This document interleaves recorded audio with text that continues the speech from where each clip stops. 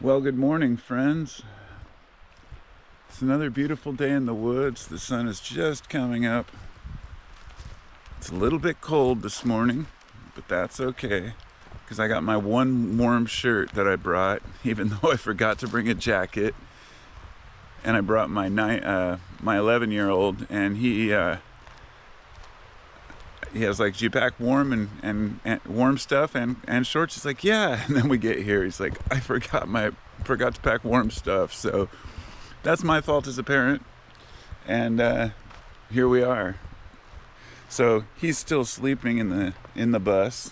We have a school bus, which is nice because we've got it converted with the bed in the back, so it's raised well up off the ground, stays pretty warm. We've got a big down comforter, and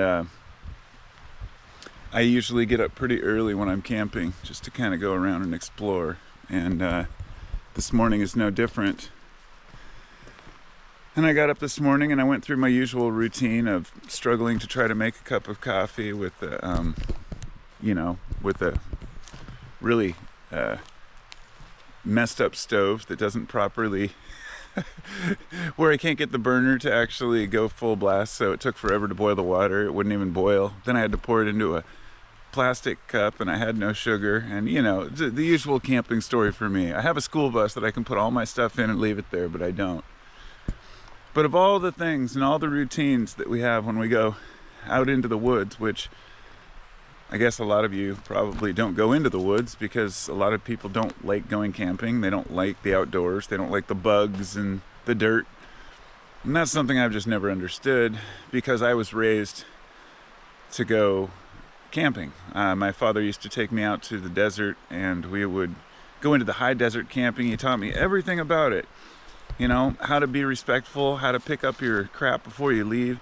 Always leave a campsite better looking than you found it. And to really just be able to be there and enjoy nature. One thing that's a little more difficult to teach a kid is how to take a crap in the woods. And that's what I was going to talk about today. I was like, not just that, but there's something funny about it. I have 3 boys. My oldest is 29, and we had to train him on the pooping in the woods thing, right? My 2 youngest now, one of them won't even crap while we're out in the camping. I mean, he doesn't like camping, and that's fine. That's why this time I just went with my youngest, because I'm not going to force him to go do something he doesn't want to do, right? Well, I get up and I usually do my same old routine in the morning, and that includes going out, digging a hole, and pooing in it. And it's such a simple concept to me. I dig a hole, you bury it, right?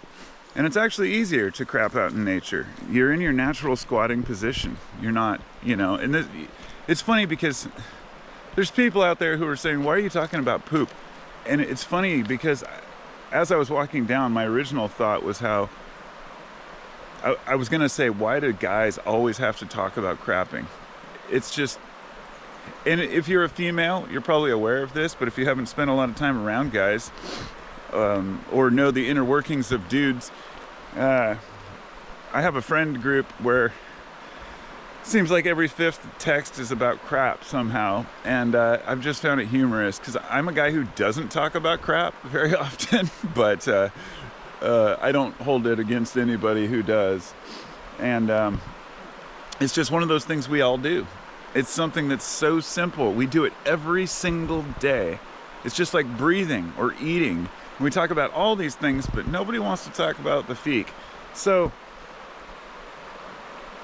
it's actually more of a natural position to squat over a hole than it is to sit on a toilet seat. And folks have a hard time getting used to this for some reason. Perhaps it's a little poo shyness, being sitting out exposed in the middle of nowhere when you're used to being trapped by walls, and I don't know. I think it's something everybody should experience. If you haven't gone to the bathroom in the woods, you definitely should learn how to do it if you want to go out in the outdoors, because you definitely don't want to hold that in your whole trip. I've gone camping for like a week or 2 at a time with my with my oldest son when he was younger, and it's not that he was shy to poo in the woods or anything. It's just your body is in a whole new environment, and especially if you've been riding in the car for a long time or you've been driving, makes it even more difficult to get on your regular schedule, if you will. Check this out.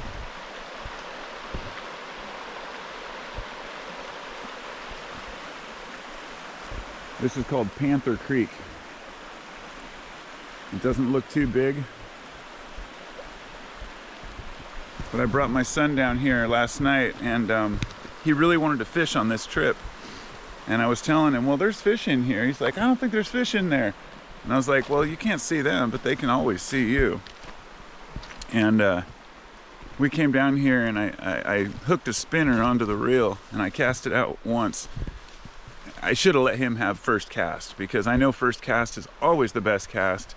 I just wanted to test it and make sure it you know, cast properly. And of course, I reel in like a 6-inch trout first cast in that little creek. And he was like, oh my God, you got one. And so I turned it over to him. And this is a crappy little fishing pole, mind you. You know, like the tip's broken off. It's one of those extendable pole types. And really old, probably like from the 60s or something. I found it at a garage sale or something, with a crappy old reel on it. It's probably 20 years old, that's been through hell, and it's broken. But you know what? All that matters is that you get that line in there and you get the right bait on there. And so I let him cast a couple times, and he caught 2 trout like within 5 minutes. I was like, hell yeah. So then we brought our mountain bikes, and we rode way down the road to this other spot right at sundown. And I cast out and caught one pretty quickly, like first cast. And he was casting down the river a ways, and he looks over at me, he's like, how did you do that? You know, what is that spot's better? He's still learning the rules of fishing, you know, it's just funny. But he ended up catching 2 more. So he's caught 4 fish in one evening, and he's pretty stoked on it. And I guess what I'm getting at here is like taking your kids out and showing them these things. There's so many young people out there who have never been exposed to nature, you know, and you want to teach them not to be one of these guys. If they get older and they decide they like nature, don't be one of these guys that leaves a gallon of milk sitting in a campsite. And I would like to say that I can haul that out of here, but I ain't gonna. I have my limits. Last time we were down here, we camped just up the road, and somebody had just left a big pile of, not just cans and bottles and general garbage, but another bag of fireworks. I'm like, wow. There's signs all the way in here that say no campfires. It's such an obvious thing, no frickin' fireworks. It's so, not just so illegal, but just so disrespectful. We're in the Northwest here, and we've had a lot of fires. So anyway, that was just my little ramble for the morning. Learning how to poo in the woods, teaching your kids to fish, just riding around and exploring and enjoying the world that we're given, and our ability to take a vehicle up into these places and drive right up into the woods, park somewhere by a beautiful creek, and just explore. It's awesome. So I'm heading back to the bus now. I got to charge my GoPro so I can continue on this journey here. I hope you all have a wonderful day now.